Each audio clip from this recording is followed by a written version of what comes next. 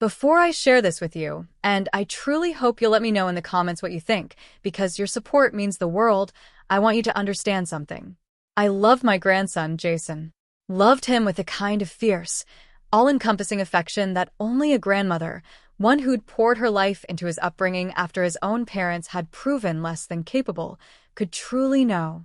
I'd sacrificed dreams, depleted savings, and weathered storms for that boy. So, when he looked me in the eye, his smile all charm and youthful carelessness, and told me my old Buick was probably on its last legs anyway, Grandma, I just nodded a little sadly, thinking about all the memories held within its worn upholstery. What I didn't know then, what I couldn't fathom, was that he wasn't just making an observation. He was justifying a betrayal so profound it nearly broke me. He'd sold my car, my independence, my link to the outside world, right out from under me, pocketing the cash like it was his birthright. He thought I was just a forgetful old woman, easily placated, easily dismissed. But he underestimated me. Oh, how he underestimated me. This isn't just a story about a stolen car. It's about how I took back my dignity, and in the process, taught my entitled grandson a lesson he'd never forget, starting with his precious driver's license and ending with a shiny, three-wheeled symbol of his newfound limitations. My little house, the one my late husband Arthur and I had bought half a century ago, suddenly felt like a prison.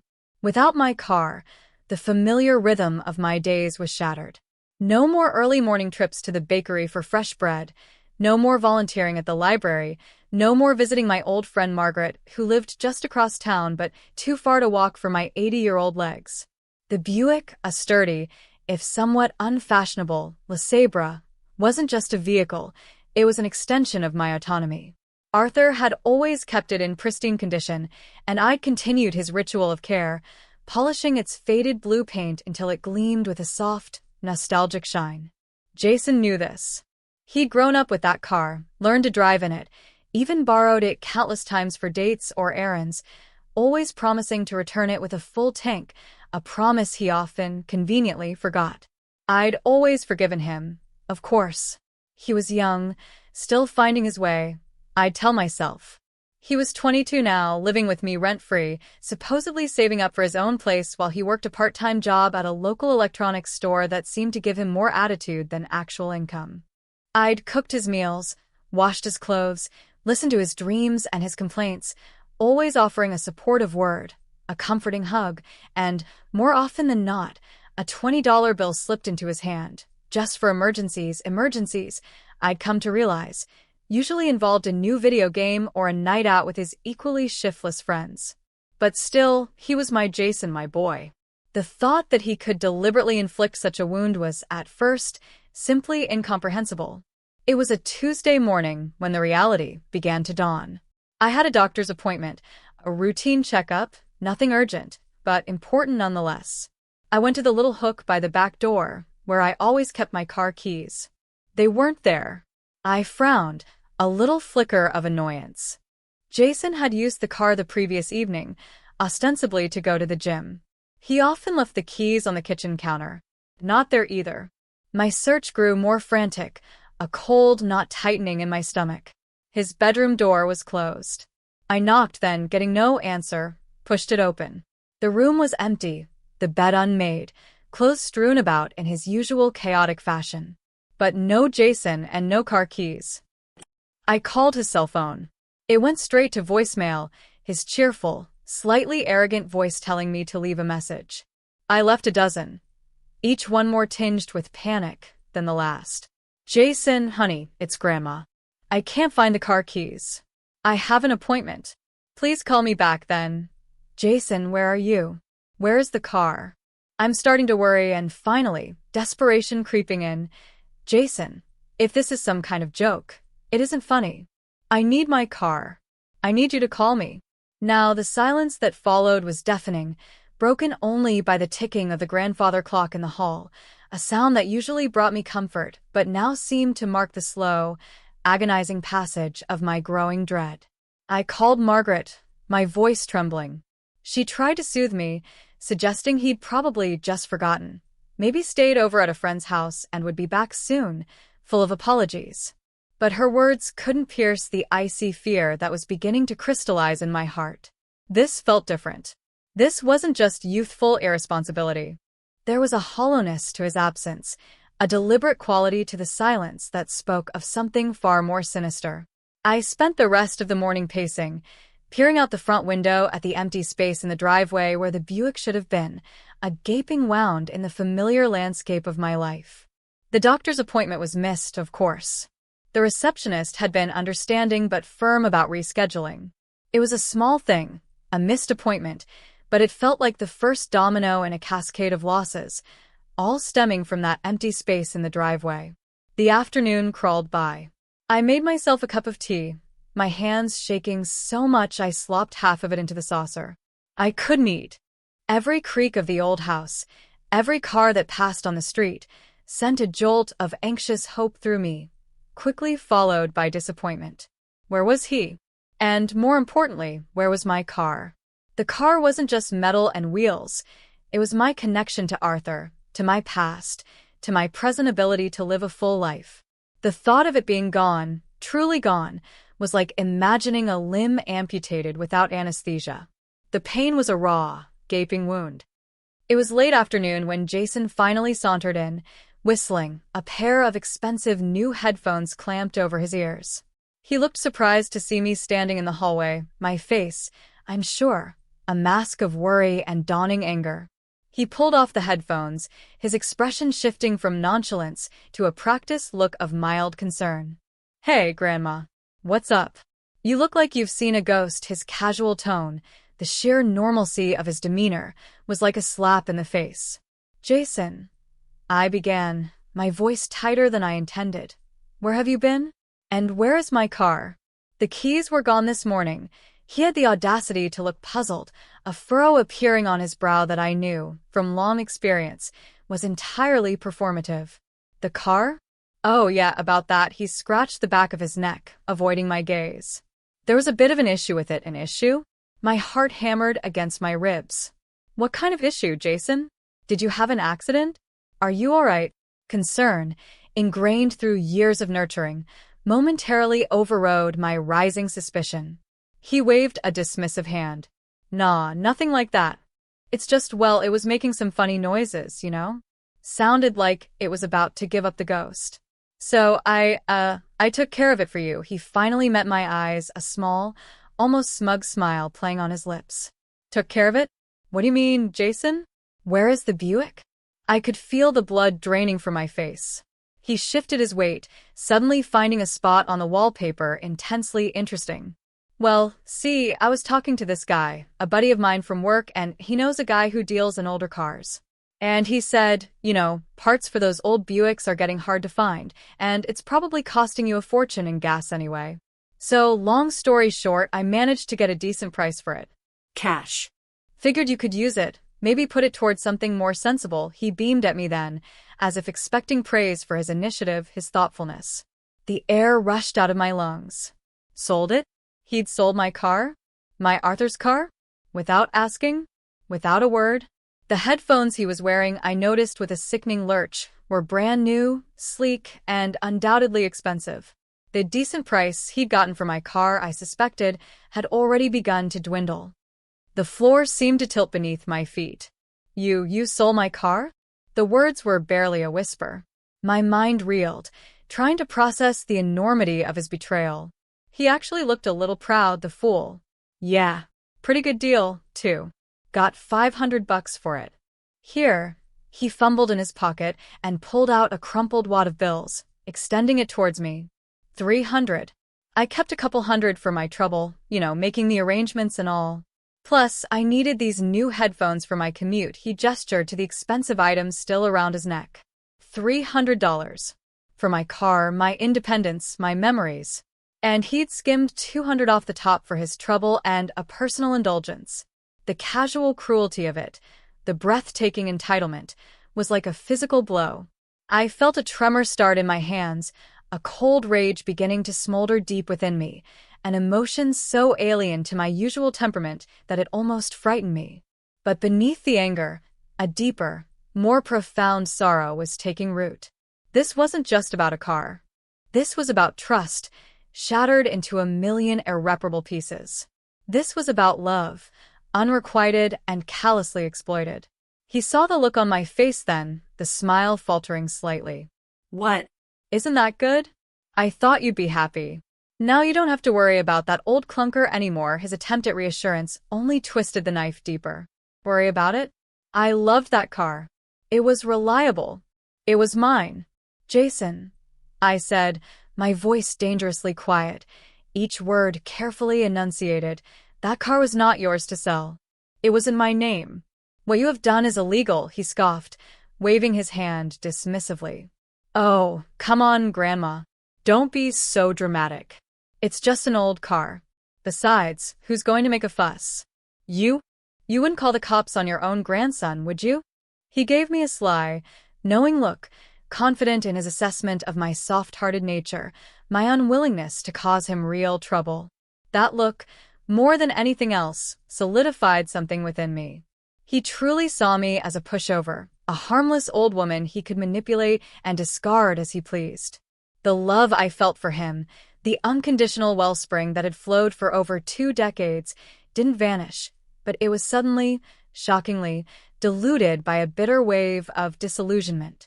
He had no idea what he had just unleashed. The days that followed were a blur of quiet sorrow and simmering anger. Jason seemed oblivious, or perhaps chose to be, to the profound shift in our household. He flaunted his new headphones, spent hours locked in his room presumably enjoying his ill-gotten gains, and generally acted as if he'd done me a tremendous favor. He'd even had the gall to ask me if I could spot him some gas money for his friend's car, as if my own vehicle hadn't just been liquidated to fund his whims. I said nothing, offering only a curt no, which seemed to surprise him, though not enough to spark any genuine introspection. My silence, however, was not one of acquiescence. It was the silence of observation, of gathering strength, of a mind slowly, meticulously beginning to formulate a plan. I grieved for the Buick, yes. I missed its familiar presence in the driveway, the comforting rumble of its engine, the freedom it represented. But more than that, I grieved for the grandson I thought I knew, the boy I had loved so unconditionally. That boy, it seemed, had been replaced by a selfish, callous stranger. The first thing I did was call Margaret.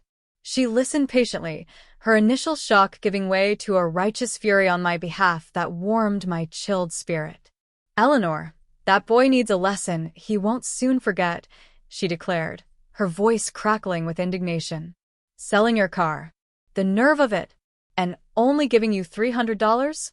That's theft, pure and simple." Her validation was a bomb. Sometimes, when you're so deeply enmeshed in a relationship, even a toxic one, it's hard to see things clearly. Margaret's outrage mirrored my own burgeoning resolve. She offered to drive me wherever I needed to go, an offer I gratefully accepted. My first stop, with Margaret at the wheel of her sensible sedan, was the police station. Walking in there, a woman of my age reporting a crime allegedly committed by her own grandson, was one of the hardest things I'd ever done. The officer at the desk, a young woman named Miller, was polite but initially seemed a little skeptical, perhaps suspecting a simple family squabble. But as I laid out the facts, the car solely in my name, the unauthorized sale, Jason's casual admission, and the paltry sum he'd handed over, her expression hardened. She took down my statement, asked for the vehicle identification number, which, thank goodness, I had in my old insurance papers, and promised to look into it. "Fraudulent sale of a motor vehicle is a serious offense, ma'am," she said, her tone professional but not unkind. "Especially if he forged your signature on any documents forged my signature." The thought hadn't even occurred to me, but it made a grim kind of sense. How else could he have sold it? The next step was to contact my insurance company. They were, understandably, concerned. They explained that if the car was recovered, well and good. If not, and if it was deemed a theft by fraudulent means, there might be a settlement, but it would take time, investigations. More forms, more phone calls, more recounting of Jason's betrayal. Each repetition was like rubbing salt into the wound, yet it also solidified my determination. He would not get away with this. The world, I was beginning to relearn, didn't always bend to accommodate good intentions or familial love when confronted with such blatant disregard. Justice, I realized, sometimes required a firm, unwavering hand, even if that hand was old and spotted with age. Jason, meanwhile, continued his life as if nothing were amiss.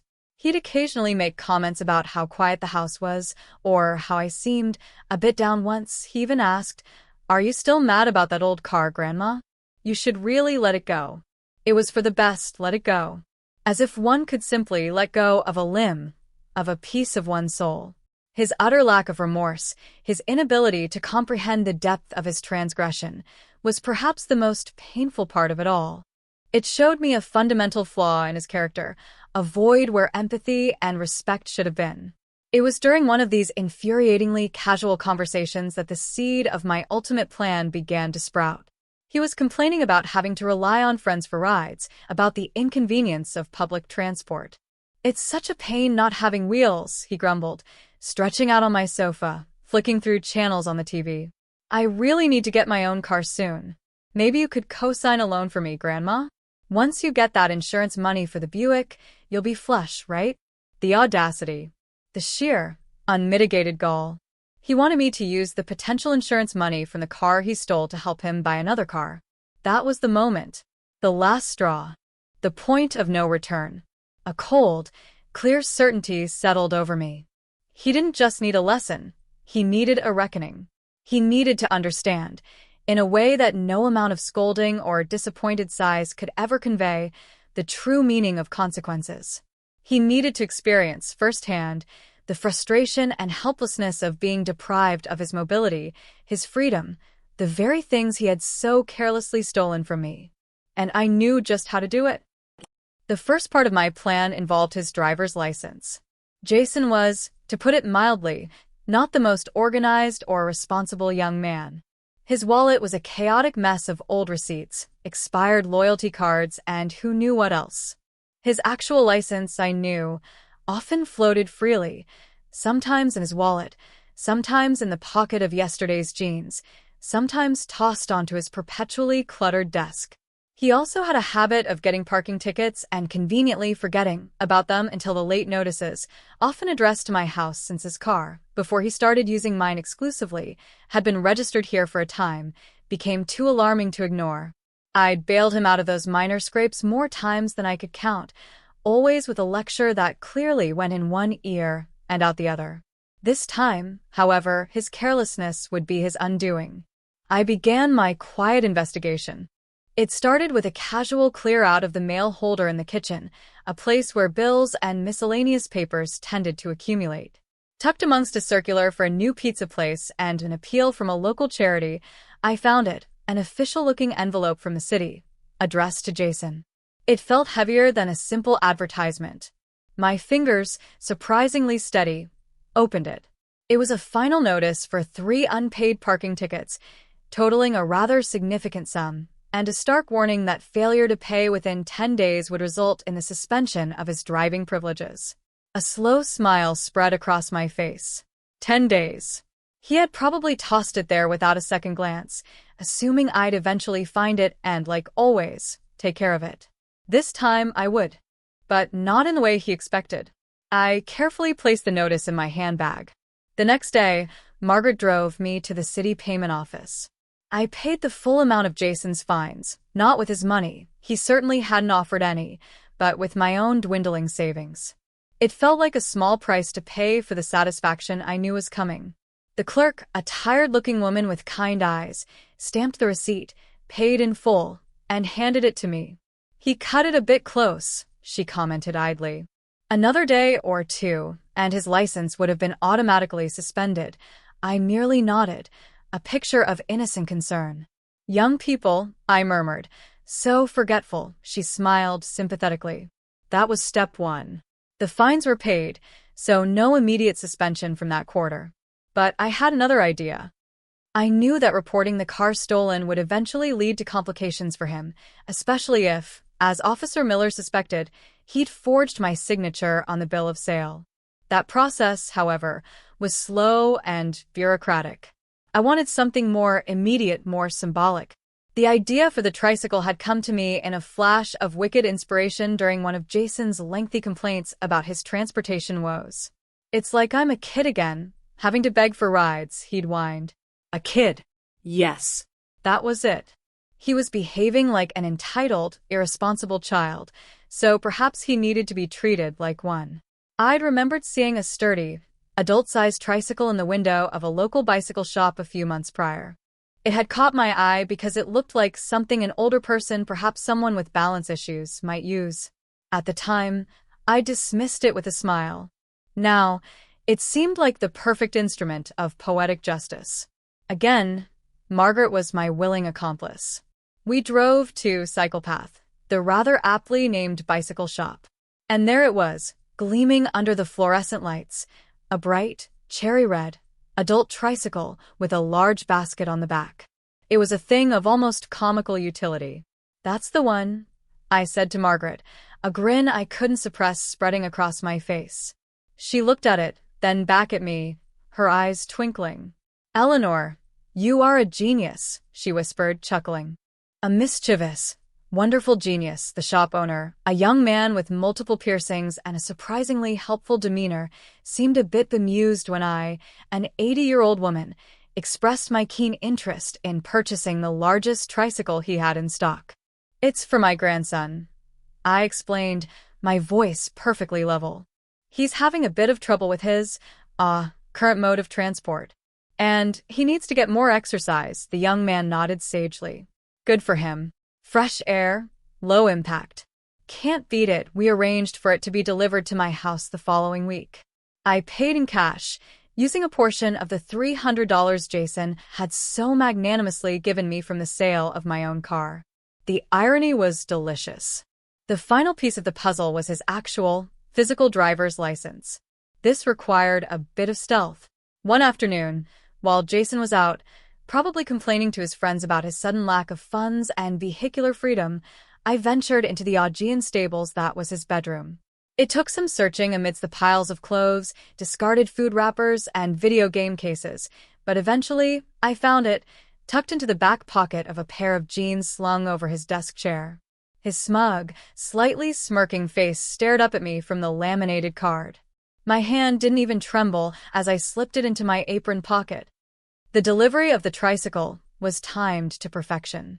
I knew Jason had an early shift at the electronics store the next morning. The delivery truck arrived the evening before, just as dusk was settling. Two strong young men unloaded it and, at my direction, placed it squarely in the middle of the driveway, right where my Buick used to sit. It looked absurdly magnificent under the porch light, its red paint glowing, its three wheels planted firmly on the concrete. I thanked the delivery men, a thrill of anticipation coursing through me. Margaret had come over, ostensibly for a cup of tea, but really to witness the unfolding drama. We sat in my living room, the curtains slightly parted, like two generals observing the battlefield before the main engagement. The next morning, I was up before dawn, a rare occurrence for me these days, but I wouldn't have missed this for the world. I made coffee, my movements precise and deliberate. I heard Jason stirring in his room around 6:30, his usual grumbles and thumps as he prepared for work. Then his footsteps in the hall. He always exited through the back door, which led directly to the driveway. I heard the back door open, then a long, profound silence. It stretched for what felt like an eternity. I could almost hear the cogs in his brain grinding, trying to process the scene before him. Then, a strangled yelp. What in the... Margaret and I exchanged a look, barely suppressed giggles threatening to erupt. I took a deep breath, smoothed my dress, and walked calmly to the back door, stepping out onto the porch. Jason was standing there, stock still, staring at the cherry-red tricycle as if it were an alien spacecraft that had inexplicably landed in our driveway. His jaw was slack, his eyes wide with disbelief. The new headphones were, as usual, around his neck, but for once, he wasn't listening to anything. He slowly turned to me, his face a comical mixture of confusion, dawning horror, and utter bewilderment. "Grandma? What is that?" he stammered, pointing a trembling finger at the tricycle. I allowed myself a small, serene smile.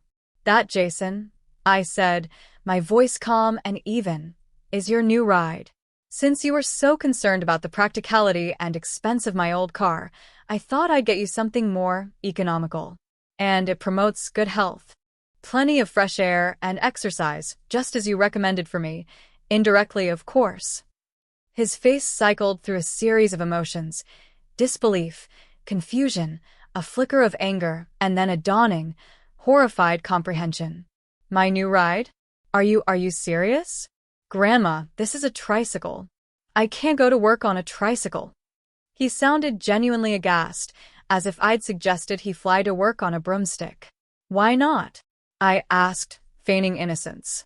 "It has a basket for your lunch, perhaps even for those rather large headphones. And it's very environmentally friendly. No gas needed. You were so keen on saving money on gas with my Buick, remember?" He ran a hand through his already messy hair, looking utterly flustered. "But my car, your car, the Buick. I told you I sold it. I gave you the money. $300, I reminded him gently. "Yes."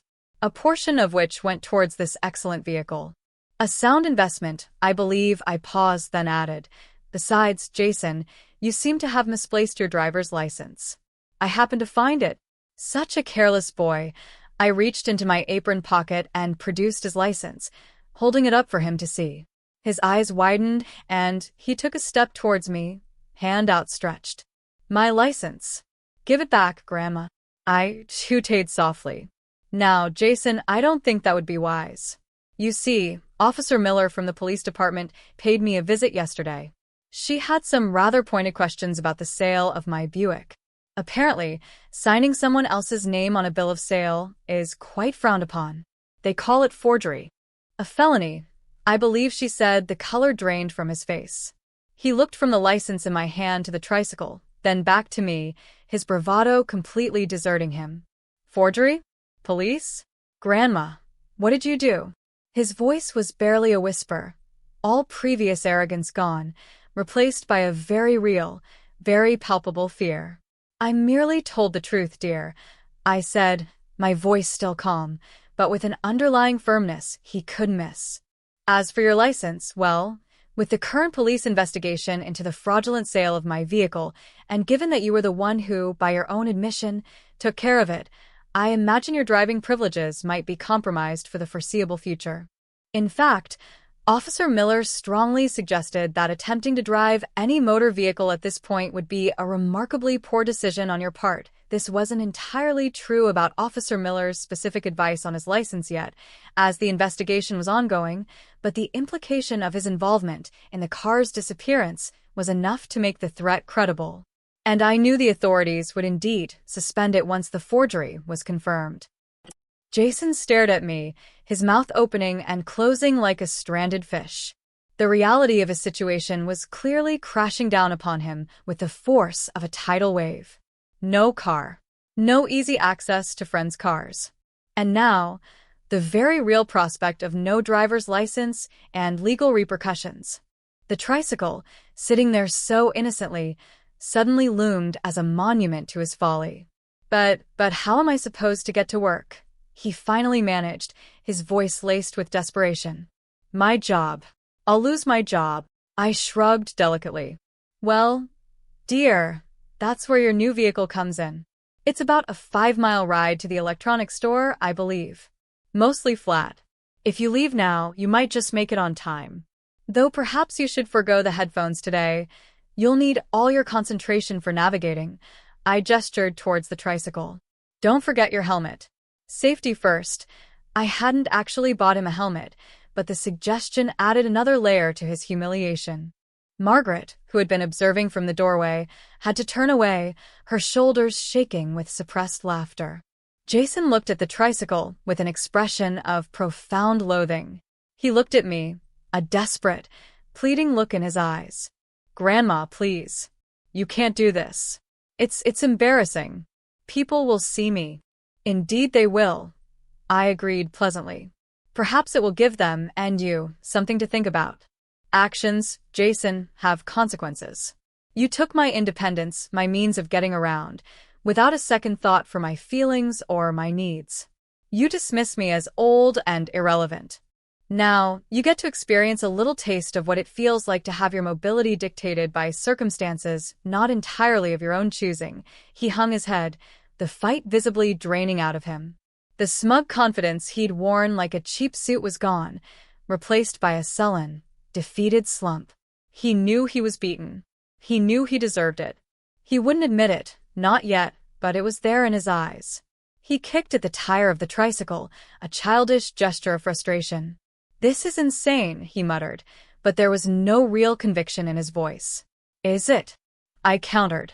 "Or is it simply justice, served with a side of practical transportation?" I held out his driver's license again. "I'll keep this safe for you, dear. Perhaps, when the police have concluded their inquiries, and when you've demonstrated a significant improvement in judgment and respect, we can discuss its return. Until then." I gestured again to the tricycle. Happy pedaling with that, I turned and went back into the house, Margaret following, barely able to contain her mirth. We watched from the window as Jason, after several minutes of pacing and muttering, finally, reluctantly, grabbed the handlebars of the bright red tricycle. The sight of him, a strapping 22-year-old, awkwardly hoisting himself onto the seat and beginning to pedal down the driveway, his knees practically up to his chin, was a picture I will cherish for the rest of my days. His new headphones dangled uselessly around his neck, a forgotten status symbol. The aftermath was, in a word, satisfying. Jason did ride the tricycle to work that day, and for many days thereafter. The story, of course, spread like wildfire through our small neighborhood and, I suspect, his workplace. The Tricycle Bandit, as some of the local kids gleefully dubbed him, became a reluctant local legend. He endured stares, snickers, and outright laughter. His friends, initially amused, soon found his constant requests for rides, as the tricycle was hardly suitable for social outings beyond a very local radius, tiresome. His complaints, which were frequent and bitter in the beginning, gradually lessened as he realized I was utterly unmoved. I made it clear that his transportation predicament was a direct result of his own actions. If he wanted sympathy, he would have to earn it through genuine remorse and changed behavior, not through whining. The police investigation into the car theft proceeded. It turned out Jason had indeed forged my signature on a crudely handwritten bill of sale, selling the Buick to a somewhat shady scrap dealer for the $500 he'd claimed. Officer Miller was diligent. The scrap dealer, facing his own legal troubles for knowingly purchasing a vehicle with dubious paperwork, was quick to cooperate. My Buick, sadly, had already been partially dismantled and was beyond recovery as a whole vehicle, but its shell was located. Jason was formally charged with motor vehicle theft and forgery. Given his youth, his previous lack of a serious record, my paying his parking tickets had kept his slate cleaner than he deserved, and, I suspect, a heartfelt plea from me to the prosecutor for leniency despite my anger. Old habits of protection die hard. Even when severely tested, he managed to avoid jail time. Instead, he was sentenced to a hefty fine, which he would have to pay himself, as I made abundantly clear I would not be bailing him out this time. 200 hours of community service, and a 2-year suspension of his driver's license. The court also mandated he attend an ethics and accountability workshop. The day he received his official license suspension notice in the mail, he brought it to me, his face pale. 2 years, he said, his voice hollow. 2 years, Grandma, I simply nodded. Perhaps by then, Jason, you'll have learned the value of what you so carelessly threw away. Not just a car or a license, but trust and respect. Life settled into a new rhythm. With Jason's tricycle commute, the house was quieter in the mornings. He became more subdued, less arrogant. The community service, which involved cleaning graffiti and picking up trash in local parks, seemed to humble him in a way my lectures never could. He was forced to confront the less glamorous side of civic responsibility and, perhaps for the first time, to think about the impact of his actions beyond his own immediate gratification. As for me, the insurance company, after a lengthy process, eventually paid out a settlement for the Buick. It wasn't a fortune, but it was enough. Margaret helped me find a newer, smaller, more fuel-efficient car, a sensible little hatchback that was easy for me to handle. The first time I drove it, a sense of liberation washed over me, almost as potent as the anger I'd felt when I first discovered Jason's betrayal. I had my independence back, reclaimed through my own resolve. I even started volunteering at the library again, and my visits to Margaret became a regular, cherished part of my week. Jason and I coexisted. The old, easy affection was gone, replaced by a more cautious, watchful dynamic. He started helping around the house more, without being asked. He'd mow the lawn, take out the trash, even occasionally offer to cook a meal, usually something simple like pasta, but the effort was noted. He was slowly, painstakingly, trying to rebuild the bridge he had so spectacularly burned. I didn't make it easy for him, but I didn't make it impossible either. The tricycle remained in the garage, a silent, three-wheeled reminder of his fall from grace. He never touched it again after his license was officially suspended, and he found other, more laborious ways to get to his, now very much part-time, due to his transportation issues and community service, job, often involving long bus rides or bumming lifts when his community service hours allowed. One evening, months later, he found me sitting on the porch, watching the sunset. He hesitated, then sat down on the step below me. "Grandma," he said quietly, I've been doing a lot of thinking." I waited. About the car. About everything. I was a jerk. A complete, selfish, entitled jerk. There's no excuse for what I did. I was stupid, and I was cruel, and I'm really sorry. It was the first genuine apology I'd heard from him, devoid of self-pity or attempts at justification. I looked at him, really looked at him. There was a weariness in his eyes I hadn't seen before, but also a flicker of something new, humility, perhaps. "I know you are, Jason," I said softly. "And I hope, truly hope, that you've learned something from all of this," he nodded, staring out at the fading light. "I have," he said. "More than you know, the path to true forgiveness would be long, and perhaps some things could never be fully restored. But in that quiet moment, watching the sky turn from orange to violet, I felt a sense of peace I hadn't experienced in a long time. I had faced betrayal, fought for my dignity, and in the process, perhaps set my grandson on a path, however difficult, towards becoming a better man.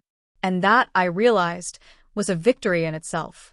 My story, I suppose, is a testament to the fact that even when you feel underestimated and overlooked, there's a strength within that can surprise everyone, especially those who thought you were finished.